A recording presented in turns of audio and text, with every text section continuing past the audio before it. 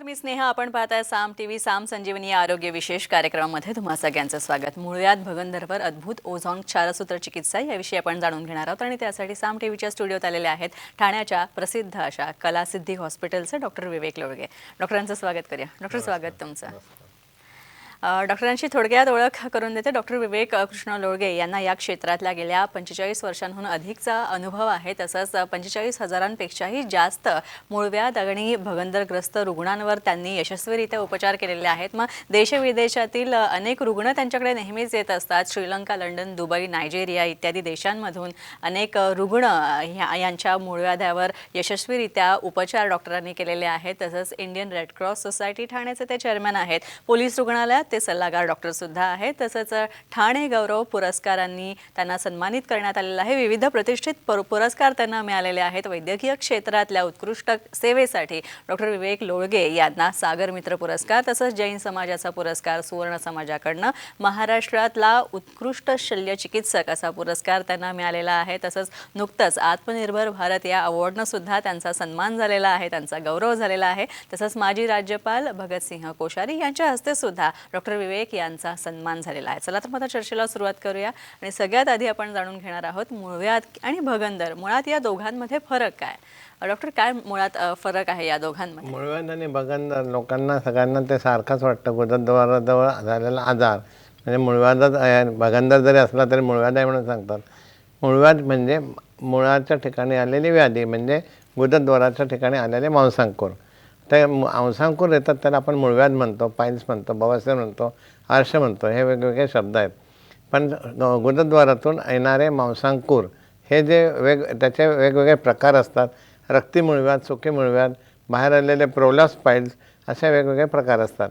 तर प्रत्येक वेळेस हा मोड हा लागलाच पाहिजे हाताला असं नाही आहे. कधी कधी गुदद्वाराच्या तिथून रक्ताचा स्राव होत राहतो, कारण हे रक्ती मूळव्याध असतात. ते थोड्या प्रमाणात फुगतात, परत फुटतात आणि फुटल्यामुळे लोकांना फक्त रक्त जाताना दिसतं, पण मूळव्याध दिसत नाही. आणि जे सुके मूळव्याध असते, ज्याच्यातून नॉन ब्लिडिंग पाईल्स आपण म्हणतो, त्याच्यामध्ये फुटण्याचे चान्सेस नसतात. त्यामुळे ते मांस वाढत जातं आणि मग गुदद्वाराजवळ येऊन मोठ्या प्रमाणात ते आपल्याला पाहायला मिळतं. ह्या मूळव्याधामुळे शौचाच्या जागी ऑब्स्ट्रक्शन होतं, म्हणजे शौचाला जायला यायला त्रास होतो. मग त्या जे शौचाचे कण येतात ते त्या गुदद्वाराला घासून जातात. घासून गेल्यानंतर नॅचरली तिथे चिरा पडतात, त्याला आपण फिशर म्हणतो. ह्या फिशरमध्ये लक्ष नाही दिलं तर फक्त आग होते म्हणून रुग्ण स्वतःच्या औषधं काहीतरी घेतात आणि ते टाळमटाळ करतात. पण ह्याच फिशरमध्ये शौचाचे कण अडकून इन्फेक्शन होऊन तो आतमध्ये ट्रॅक बनत जातो आणि बम्प्सवरती संपूर्ण एक अशी पुळी बाहेर येते. रुग्ण म्हणतात की डॉक्टर ही कालच पुळी आली, पण ती पुळी काल नसते आलेली. त्याच्या आधीपासून 5-6 महिन्यापासून गुदद्वारातून आतून तो ट्रॅक तयार होतो आणि तो बाहेर येतो. तर अशा रीतीनं जो ट्रॅक तयार होतो त्याच्यातून मग पाणी, रक्त सगळं व्हायला लागतं. थोडक्यामध्ये पॅरलल ॲनस तयार होतं. म्हणजे गुदद्वारातून शौचा बाहेर येतं, पण हे भोक नळी छोटी असल्यामुळे त्याच्यातून पाणी, गॅस, हवा, रक्त, पाणी, असं हे हायजीन बिघडणारा स्राव त्याच्यातून होत राहतात. म्हणून ज्यांना फिस्ट्युला होतो त्यांना संपूर्ण निकसवरती घाण वास आणि घाण डाग हे पाहायला मिळतात. तर मूळव्याध, भगंदर आणि फिशर हे 3 महत्त्वाचे आजार तुम्हाला सांगितले. ते सगळे एकाशी एक रिलेटेड असल्यामुळे रुग्णांना सगळा आजार एकच वाटतात. डॉक्टर, मुळात आता कलासिद्धी हॉस्पिटलमध्ये तुमच्या या दोन्हींवर किंवा या तिन्हींवर खूप अद्भुत असे उपचार आहेत. ओझोन क्षारसूत्राचा वापर तुम्ही करता. ही ओझोन चिकित्सा जी आहे कशी केली जाते? क्षारसूत्र चिकित्सा ही सुश्रुत काळापासून आलेली, म्हणजे आजारापासून आहे. सूत्र म्हणजे दोरा, म्हणजे मूळव्याधीवरती दोरा बांधणं, त्याला आपण क्षारसूत्र चिकित्सा म्हणतो. किंवा फिशुराचा जो ट्रॅक असेल त्याच्यामध्ये ते क्षारसूत्र टाकणं, ही झाली क्षारसूत्र चिकित्सा. परंतु मी माझ्या स्वतःचं एक रिसर्च केलेलं आहे. हे माझं संशोधन आहे, जे महाराष्ट्रात नाही, भारतात नाही, कोणी करत नाही. तर हे एक प्रकारचं रबरासारखं गोंदासारखं मटेरियल असतं. त्याच्यावरती मी माझा मसाला बनवून, म्हणजे मसाला म्हणजे औषधाचं सगळं लेपन करून एक प्रकारचं रबरासारखं मटेरियल तयार करतो. आणि ज्या दिवशी आपल्याला ते प्रोसेस करायचं असेल त्याच्या आदल्या दिवशी त्याच्यावर आम्ही ओझोन सोडतो. ऑक्सिजन म्हणजे O2, ओझोन म्हणजे O3. म्हणजे ऑक्सिजन एका सिलेंडरमधून बाहेर पडून मशीनच्या द्वारे बाहेर येतो, त्याला ओझोन म्हणतात. आपल्याला माहिती आहे आपण श्वास घेतो म्हणजे ऑक्सिजन घेतो तेव्हा रक्त शुद्ध होतं आणि श्वास घ्यायला सोपं पडतं, म्हणजे रक्त शुद्ध झाल्यामुळे आपण जिवंत राहतो.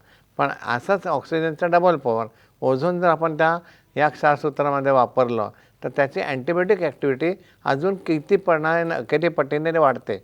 आणि हे ओझोन आपण क्षारसूत्र मी केलेलं आहे, त्यामुळे याच्यामध्ये आपण जे मूळव्याध, भगंदर किंवा फिशर यासाठी जी ट्रीटमेंट देतो ही एक प्रकारची इन्फेक्टेड जागा आहे.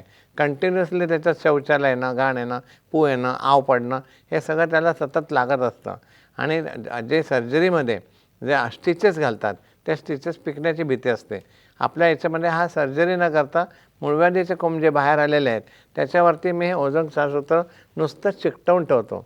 पूर्वीच्या काळी जे क्षारसूत्र सुश्रुत लिहिलेलं आहे ते क्षारसूत्र बांधलं जायचं, पण आता हे जे मी केलेलं आहे हे एक प्रकारचं गोंदासारखं असतं, रबरासारखं मटेरियल असतं. ते मूळव्याधीला वरपासून खालच्या टोकापर्यंत आम्ही नुसतं गुंडाळून चिकटवून ठेवतो. मूळव्याधीला शेवटच्या टोकापर्यंत बांधणं अतिशय आवश्यक असतं, कारण जर समजा थोडंसं टोक राहिलं तर रिकरन्स परत होण्याची शक्यता असते. हॉस्पिटलमध्ये सर्जरी करताना कट करतात किंवा लेझर करताना कट करतात, त्यामुळे इंटरनल स्फिंक्टर कापलं जातं. इंटरनल स्फिंक्टर कापलं गेलं का तुमचा शौचावरचा कंट्रोल जातो.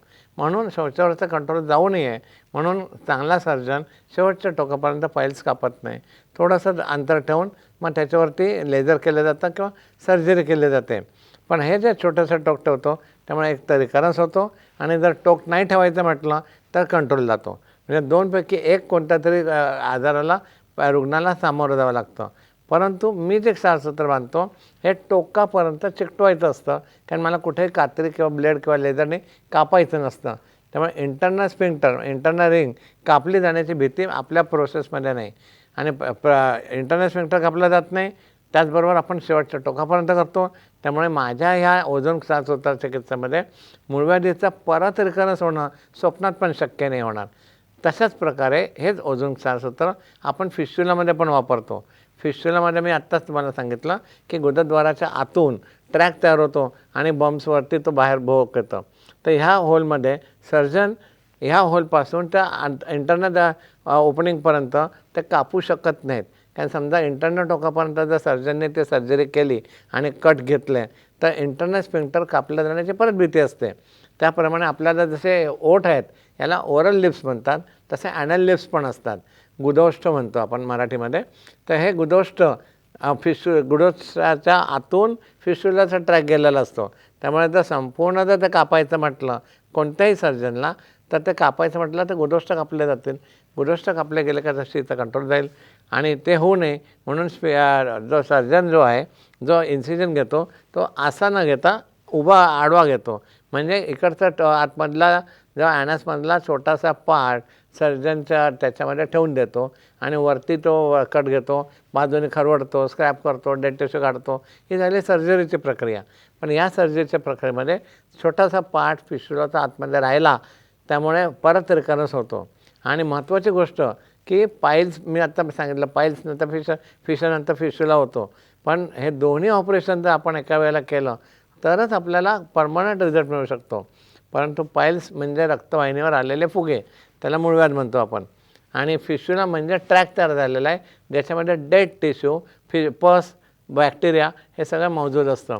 आणि जेव्हा सर्जन फिस्च्युला कापतो तेव्हा पाईल्स कापणं शक्य नसतं, कारण पाईल्स आणि फिस्च्युला दोन्ही कापलं तर फिस्च्युलाचा पस, फिस्च्युलाचे बॅक्टेरिया पाईल्समध्ये इन्फेक्टेड होतील आणि फुल बॉडी सेप्टिसेमिया होईल.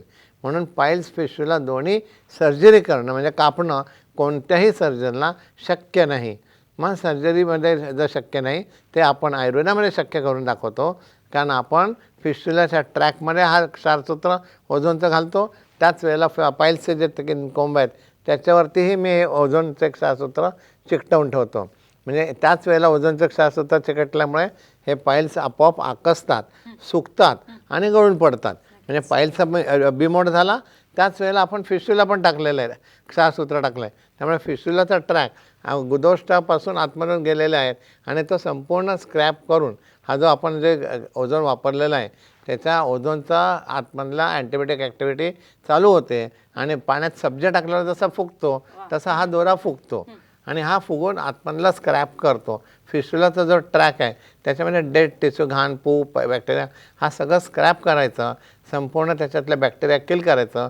ही जादू आपल्या ओझोनमध्ये आहे आणि हे ओझोन क्षारसूत्र याच्यावरती अतिशय उत्कृष्टरित्या दोन्ही कामं ॲट अ टाईम करतात. आणि दोन्ही कामं ॲट अ टाईम करणारा फक्त माझ्याच प्रोसेसमध्ये शक्य आहे. साधा क्षारसूत्रसुद्धा वापरताना दोन्ही ट्रीटमेंट होऊ शकत नाही. नक्कीच आपण आणखी याविषयी जाणून घेणार आहोत, मात्र त्याआधी छोटासा ब्रेक.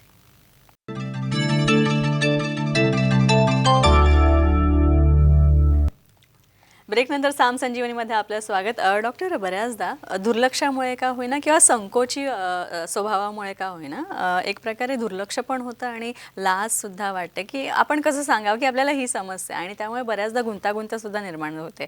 तर मग अशा गुंतागुंतीच्या केसेस किंवा अशा रुग्णांना कशा काय आपण हँडल करतो? गुंतागुंतीच्या केसेसमध्ये बरंच 99% महिलांच्या बाबतीत हा प्रकार होतो की शौचाला जायचं असेल तर घरातल्या पाहुण्यांमुळे शौचाला जाता येत नाही, किंवा समजा मांस बाहेर आलं तरी कोणाला सांगता येत नाही, आणि हे मांस वाढून त्याच्यामध्ये फिस्टुलाच्या केसेस वाढतात. आणि महिलांमध्ये वजायनल फिस्टुला बघायला मिळतात की गुदद्वाराच्या ठिकाणी चीर पडून लक्ष दिलं नाही तर तो फिस्टुला डायरेक्ट वजायनामध्ये जातो. त्याला रेक्टो वजायनल फिस्टुला म्हणतात. आणि ह्या रेक्टो वजायनल फिस्टुलामध्ये अतिशय कॉम्प्लिकेटेड केस असे की सर्जनला ते कापताही येत नाही, आणि कापलं तर पिरियड्सचं आणि शौचाचं सगळं एकत्र होऊन कॉम्प्लिकेशन होऊ शकेल. त्याचप्रमाणे पुरुषांना फिस्टुलाकडे लक्ष नाही दिलं तर तो टेस्टिक्युलर फिस्टुला होतो. म्हणजे फिस्टुलाचा जो होल आहे, तो ट्रॅक आहे, वरती टेस्टिसमध्ये जातो. मग अशा वेळेला बऱ्याच वेळेला पुरुषांचं टेस्टिस बायोप्सी करायला लागते, कापून ॲम्प्युटेशन करायला लागतं.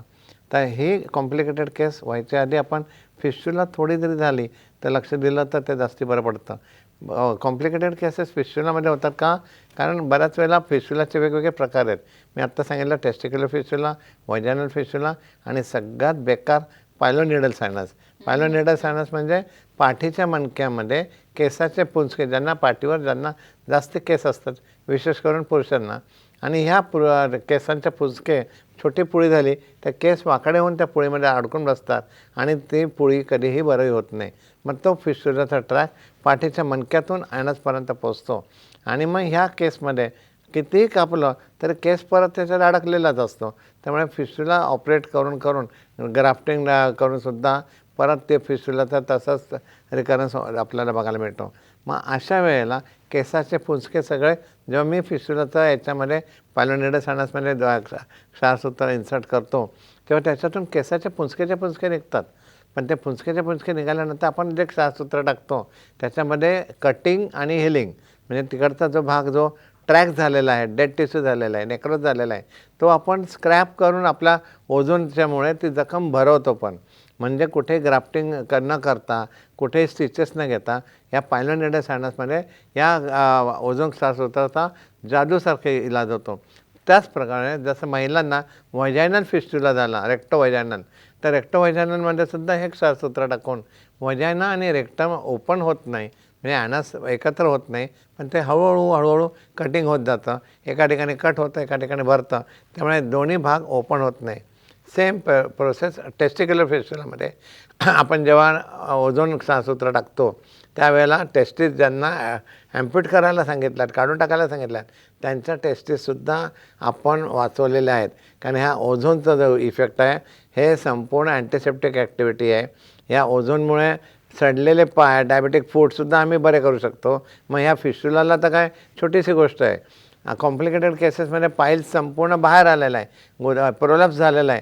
अशा ठिकाणी जर आपण पाईल्स कापायला गेलो, सर्जरी करायला गेलो, त्या रुग्णाला कमीत कमी 5-6 दिवस ॲडमिट व्हायला लागतं. परंतु माझ्याकडे आलेली गुंतागुंतीची ऑफिसरची, पोलीस ऑफिसरची केस की संपूर्ण तो मांस संपूर्ण लोंबलेलं असताना त्याला मी इमर्जन्सीमध्ये माझं क्षारसूत्र बांधलं आणि तो त्याच्या ड्युटीवर जाऊ शकला. अशा प्रकारचे अनेक केस लांबचे जे येतात, काही नांदेड येतात, कलकत्त्याचे येतात, गुजरातचे पेशंट येतात, हे लोक येतात, रात्रीच्या गाडीने वाजतात, सकाळी येतात आणि ही माझी प्रोसेस करून लगेच घरी जाऊ शकतात. कारण त्या पेशंटना म्हणजे माझ्या कोणत्याही पेशंटना ड्रेसिंगला माझ्याकडे यायला लागत नाही.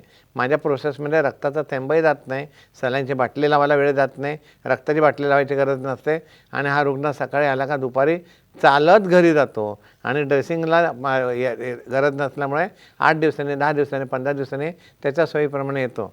मी दुबईला वर्षातून 2दा जातो, श्रीलंकेला जातो, तिकडे कन्सल्टिंग करून तिकडचे पेशंट येतात. तिकडचे पेशंट आल्यानंतर फॉलोअपला परत कोणी येत नाही, पण तरी देखील त्यांना कोणत्याही प्रकारचे कॉम्प्लिकेशन्स आपल्याला बघायला मिळत नाही. कारण आपलं जे ओझोन सहासूत्र हे स्वतःच सगळं काही ऑटोमॅटिक काम करतं. त्यामुळे आपल्याला टाके काढायचे आहेत किंवा काही प्रोसेस करायचे, परत स्टिकिंग लावायचं आहे, असं काही करायची गरज पडत नाही. अशा रीतीची सेफ आणि बेस्ट प्रोसेस ही ओझोन सहासूत्र चिकित्सा आहे. ही अशी असल्यामुळे माझ्या याच्यामध्ये ऑक्सिजन पण कोणाला लावायची गरज नाही, बेशुद्ध करायची गरज नाही, खाण्यापिण्याचं पथ्य नाही, काही मिळेल ते तो खाऊ शकतो. रुग्णाला हसत हसत यायचं, हसत हसत जायचं आणि फॉलोअपची पण करायचं, टेन्शन घ्यायचं गरज नाही. हे विशेष आहे. अच्छा, मला एक सांगा, एक प्रश्न असा येतो की पाईल्स फिशर फिस्तुलाचा त्याचा त्रास ज्यांना आहे, समजा दुर्लक्ष झालं बऱ्याच कारणांमुळे किंवा संकोची वृत्तीमुळे, संकोच असण्यामुळे सांगितलं गेलं नाही, गप्प बसले, कदाचित याचं परिणिती पुढे जाऊन कॅन्सरसारख्या रोगांमध्ये होऊ शकतं. एक्झॅक्टली, कारण कॅन्सर म्हणजे डेड टिश्यू. फिस्टुला पाईल्स झाल्यानंतर तो पाईल्सचा भाग डेड होऊन जातो, त्याचं सर्क्युलेशन बंद होतं, ते एक प्रकारचं पांढरा मांसामध्ये रूपांतर होतं आणि त्याच्याच ठिकाणी फिस्टुला झालेला असतो. फिस्टुला म्हणजे ऑलरेडी डेड टिश्यू असतात, नेक्रॉस टिश्यू असतात आणि ह्या पाईल्स आणि फिस्टुलाच्या नेक्रॉस टिश्यूमुळे संपूर्ण गुदद्वारामध्ये या सेल्स, डेड झालेल्या सेल कॅन्सरमध्ये कन्वर्ट होतात आणि एकदा त्या कॅन्सरमध्ये कन्वर्ट झाल्या का संपूर्ण ॲनस काढून पोटावरती ओपनिंग लावायला शिवाय दुसरा पर्याय होत नाही. म्हणून ॲनस मध्ये कॅन्सर होण्याची शक्यता जास्ती असल्यामुळे रुग्णांनी पहिला स्टार्टिंगलाच पाईल्स फिशर फिस्टुलाचा स्वतःचे इलाज करू नये आणि भोंदू डॉक्टरकडे जाऊ नये. आम्ही बंगाल्याकडे जाऊन आलो, आम्ही याच्याकडे जाऊन आलो, असं जे रुग्ण सांगतात, त्यामुळे त्या प्रोसेसमध्ये भरपूर नुकसान रुग्णांना सोसावं लागतं. माझ्याकडे अनेक प्रकारचे केसेस येतात आणि वेगवेगळ्या ठिकाणी वेगळे विचित्र उपाय करून येतात. कोणीतरी हाताने काढतं म्हणे, तर हाताने पाईल्स काढणं शक्य आहे का? हाताने नाक काढणं शक्य आहे का? हाताने केस काढणं सोपं आहे का? तर हे पाईल्स काढून असं काहीतरी तिथे वेगवेगळ्या प्रकारचे मलमं लावून ठेवतात, तिथे ते जळतं का आणि मग तिथे कॅन्सर होण्याची शक्यता जास्ती प्रमाणात होते. नक्कीच. डॉक्टर, तुमच्या हॉस्पिटलमध्ये कलासिद्धी हॉस्पिटल ठाणे इथलं जे खूप प्रसिद्ध आहे, विशेषतः मुळव्याध भगंदरसारख्या किंवा पाईल्स फिस्तुलासारख्या रोगांवर, अशा समस्यांवर उपचार देण्यासाठी, तर या हॉस्पिटलविषयी थोडंसं सांगा. हॉस्पिटल म्हटलं का रुग्णांना सलाईनच्या बाटल्या, बेशुद्धचे उपकरणं, स्ट्रेचर बिचर सगळं डोळ्यासमोर येतं. माझं हॉस्पिटल महाराष्ट्रात नाही, भारतात असं हॉस्पिटल मिळणार नाही आणि पाईल्ससाठी अगदी स्पेशल हॉस्पिटल हे नुसतं बोलायला आहे, परंतु हे ॲक्च्युली घर आहे. रुग्ण घराप्रमाणे येतात, तिथे आनंदाने मुलांसकट येतात, मस्तपैकी खातात पितात, 5 मिनटामध्ये माझी प्रोसेस झाली की ऑपरेशन टेबलवरून चालत घरी जातात. त्यामुळे कोणालाही कोणत्याही प्रकारचं पथ्य सांगलं जात नाही. तुम्ही तिखट खा, मिरच्या खा, काहीही खा, तर देखील तुम्हाला कोणत्याही प्रकारचं बंधन नसतं. कारण आपण जे ओझोन वापरतो आहे हे ओझोन सेल्फ अँटीबायोटिक आहे. त्यामुळे बटाट्याने पिकेल, वांग्याने चढेल असं काही आपल्याला भीती नाही. आणि अशा रीतीचं सलाईनची बाटली आजपर्यंत मी एकाही रुग्णाला लावलेली नाही, कारण गरजच पडत नाही. आपल्या प्रोसेसमध्ये रक्ताचा थेंबही जात नाही, पाईल्समध्ये पण नाही, फिस्टुलामध्ये पण नाही. मग या ठिकाणी रुग्णांना हॉस्पिटल हे वाटतच नाही. म्हणजे घरगुती आनंदामध्ये मी आणि माझी मिसेस आम्ही दोघंही खेळीमेळीच्या वातावरणामध्ये राहतो, मुलांशी खेळतो, पेशंटशी गप्पा मारतो, चेष्टामस्करी करत चालतं आहे. त्यामुळे हॉस्पिटलचं क्लायमेट याचं अजिबात तिथे दिसत नाही तुम्हाला. नक्कीच. तर आपण पाहिलं की जर पाईल्स फिस्तुला यासारख्या त्रासांवर जर तुम्हाला उपचार घ्यायचे असतील आणि प्रभावी उपचार घ्यायचे असतील आणि मुळापासून हे आजार जे आहेत, तर तुम्हाला या आजारातनं बरं व्हायचं असेल, नष्ट करायचा असेल हा आजार, तर खात्रीलायक आणि शास्त्रोक्त अशी ओझोन क्षारसूत्र चिकित्सा जी कलासिद्धी हॉस्पिटल ठाणे इथे उपलब्ध आहे, डॉक्टर विवेक कृष्ण लोळगे आणि डॉक्टर लीनता लोळगे यांच्या मार्गदर्शनाखाली तुम्ही घेऊ शकता. डॉक्टर, तुम्ही इथे आला त्यासाठी खूप खूप आभार तुमचे. धन्यवाद. यानंतर आपण इथेच थांबतोय. नमस्कार.